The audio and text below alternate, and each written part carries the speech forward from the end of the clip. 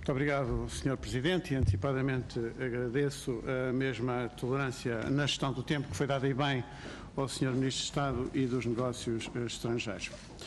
Sr. Ministro, quero começar por saudá-lo em nome do Partido Socialista, por agradecer a sua presença nesta Comissão Parlamentar, que aliás a sua primeira presença nesta condição.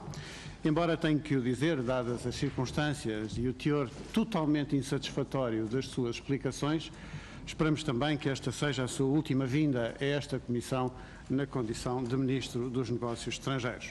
Em conformidade, aliás, com aquela que com certeza sabe já ser a posição do Partido Socialista, formalmente expressa pelo seu Secretário-Geral.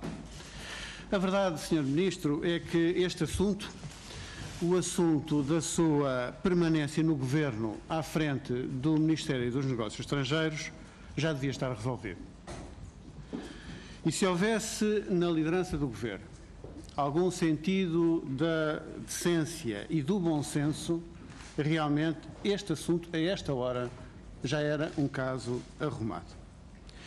Eu confesso-lhe, Sr. Ministro, que eu esperaria, certamente o Partido Socialista esperaria, e acredito sinceramente que muitos portugueses esperariam, que o Sr. Ministro, que foi nomeado para Ministro dos Negócios Estrangeiros, em razão de uma vasta experiência política, tivesse por si próprio a lucidez de já não comparecer aqui a esta audição e de pedir a demissão do Governo.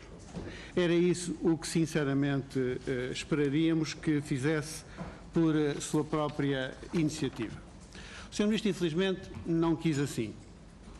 Contra todas as evidências, o Sr. Ministro dos Negócios Estrangeiros insiste em não reconhecer a gravidade da situação que criou, em nenhuma das frentes em que ela se verifica, e em justificar-se com sucessivos erros involuntários, incorreções factuais, expressões infelizes, e por isso obriga ao Partido Socialista a esta tarefa com certeza desagradável, mas apesar disso necessária, de lhe explicar, de viva voz, porque é que a esta hora o Sr. Ministro já não devia ser Ministro dos Negócios Estrangeiros. E isto no interesse da dignidade do Estado português como Estado de Direito. O que o Sr. Ministro fez na sua entrevista à Rádio Nacional de Angola é absolutamente intolerável. Por duas razões que são claras. Em primeiro lugar, porque o Sr. Ministro cometeu a indignidade de pedir desculpas públicas às autoridades angolanas por estarem em curso em Portugal investigações criminais a cargo do Ministério Público que envolvem altos dirigentes angolanos.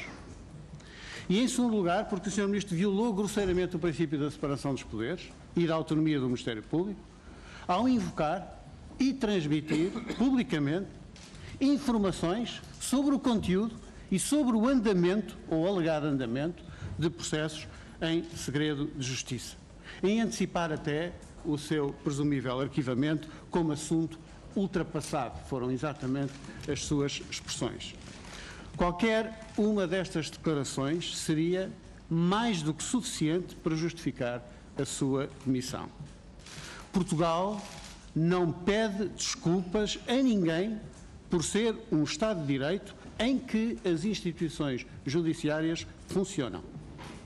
Portugal não se lamenta em circunstância alguma por existirem coisas, entenda-se, processos criminais em curso que não está na nossa mão evitar. Como se fosse bom ao Poder Executivo poder evitá-los. Portugal não pode ter um membro do Governo que assume com mandato ou sem mandato a função de porta-voz das instituições judiciárias para prestar informações sobre o andamento, sobre um processo em segredo de justiça. Esta atitude de subserviência atinge a dignidade do Estado português e envergonha Portugal.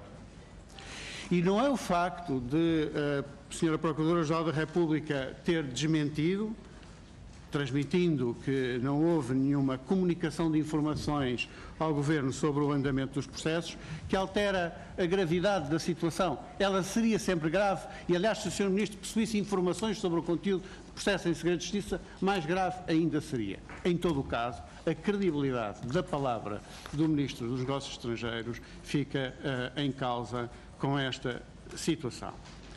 E as explicações que o Sr. Ministro entendeu aqui trazer e que tem divulgado não convencem ninguém. Não são satisfatórias e não são convincentes. Diz, em primeiro lugar, o Sr. Ministro que se referia às violações do segredo de justiça. Mas, Sr. Ministro, a sua entrevista não faz nenhuma referência ao problema do segredo de justiça e da sua violação. Nenhuma. De uma ponta à outra. Como o Sr. Ministro, aliás, confirmou, a pergunta que lhe foi feita não foi sobre isso. Foi sobre a existência do processo. E é sobre a existência de processos de investigação criminal que o Sr. Ministro se pronuncia. Depois, o Sr. Ministro pronuncia-se sobre o conteúdo do processo. E também não convence, Sr. Ministro, como compreenderá, a invocação de um comunicado já há vários meses do Ministério Público, porque realmente uma coisa não condiz com a outra. Como o Sr. Ministro bem sabe, esse comunicado é totalmente omisso sobre o conteúdo das investigações. Limita-se a dizer que, naquele momento, não estão ainda constituídos arguidos. Mas não é isso que o Sr. Ministro diz nas suas declarações. O Sr. Ministro refere-se a problemas burocráticos de menor gravidade, a formulários que não estariam devidamente preenchidos. Onde é que o Sr. Ministro foi inventar isso? Mas com certeza não pode dizer que foi com fundamento num comunicado que é totalmente omisso sobre essa matéria. Portanto, Sr. Ministro, as suas explicações não são convincentes. O comunicado do Ministério Público não comenta a gravidade dos factos sob investigação, não fala em formulários e muito menos antecipa que o assunto esteja ultrapassado. Nada disso acontece nesse comunicado. Portanto, a verdade é que o Sr. Ministro referiu ao conteúdo de um processo sob investigação, fê-lo porventura sem conhecimento dos factos, mas a verdade é que o fez, e isso, seja por violação do princípio da separação de poderes e da autonomia do Ministério Público, seja porque atinge a credibilidade da palavra do representante da política externa do Estado português, é uma situação absolutamente intolerável. E depois, Sr. Ministro, infelizmente, esta não é apenas uma situação, como já vi classificada, nem de fait divers, nem de expressões mais ou menos infelizes, porque, afinal de contas, qual foi a expressão infeliz do Sr. Ministro? Ainda aqui o invocou. Qual é exatamente a expressão infeliz? É o facto de ter pedido desculpas? O pedido de desculpas não é uma expressão infeliz, é uma posição diplomática do Estado português. Uma posição diplomática, política, totalmente inaceitável.